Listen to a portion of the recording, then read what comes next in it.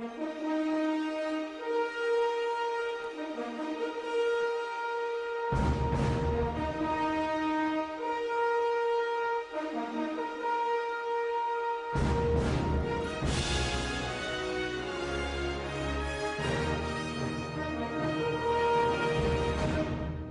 a brave new world we got here. Too crappy a joke? Yeah, sorry about that. Brave New World may look like a utopian society, but really it's not as great as it looks. It's more of a dystopia. Let's sum it up for you, shall we? The first pages welcome you to the year AF 634, AF standing for After Ford. Yes, Ford is their lord. They even call the famous Big Ben Big Ford. This new society works like this: one egg, one embryo, one adult, normality. Seems quite strong and well regulated, right? Until you realize the government is treating their society like a cult. They brainwash their people. They divide the people into factions depending on their mental and physical ability. Remind anyone of this book? Oh, and they even have to wear different colors of clothing. How about this one? Anyway, Bernard Marx is this guy who speaks with the director. No, not a director like in filmmaking or anything like that. The director is the director of the factory of fertilizing, if that tells you anything. Bernard also speaks to the world controller. Yes, they have a world controller, and do you know what the world controller's name is? Mustafa Mond. Yeah. Who would want their world to be controlled by a guy named Mustafa Mond? Nobody can take him seriously. So back to Bernard. The director slightly engages in emotion, a bad and unheard of thing, when he speaks to Bernard about the savage reservation Bernard is going to.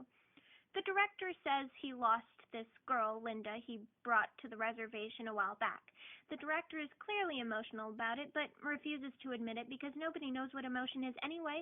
Bernard is perplexed by the director's feeling as he goes back home to get Lenina, the girl he wants to bring to the reservation. Long story short, Lenina and Bernard are high on soma, a drug that everyone takes all the time. They end up going to the reservation. They meet these so-called savages, people who are called uncivilized. They meet the odd one out, John, a kid who grew up with Shakespeare. The Shakespeare references in this book never stop, do they? And get this, John is the main character, yet he only appears in mid-novel. What the hell? They learned that John's mother is Linda. So John is the director's son? Say what? Lenina falls in lust with John. John falls in love with Lenina until she starts sexually harassing the kid. Just a reminder, Brave New World is a sexual society. The Savages Society is emotional.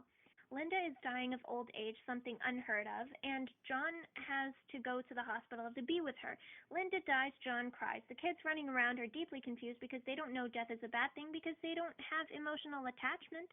John absolutely hates this place. Okay, he storms out at the time all the women take their soma, and he takes all their trays, throws them to the ground so they can't have any anymore.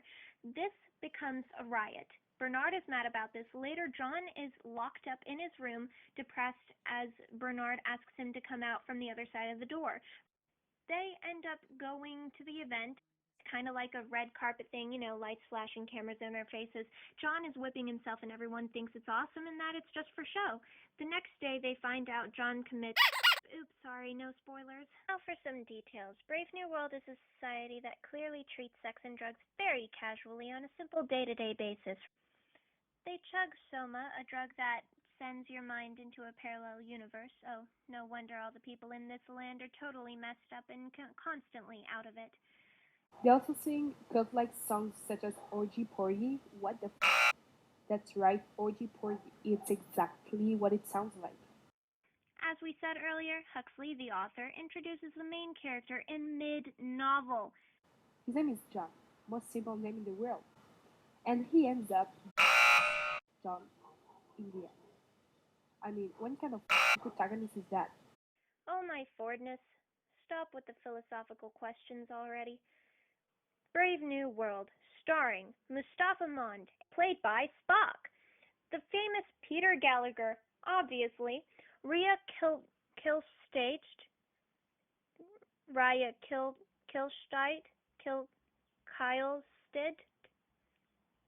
No matter the way you pronounce that name, it will always be wrong. Tim Guinea Pig, Cruella de Vil, who plays an airhead without a last name, and last but not least, Ingram, who seems to be lost because he's nowhere to be found. Also starring science, sex, isolation, drugs and booze, identity, and dissatisfaction. It's already dystopia.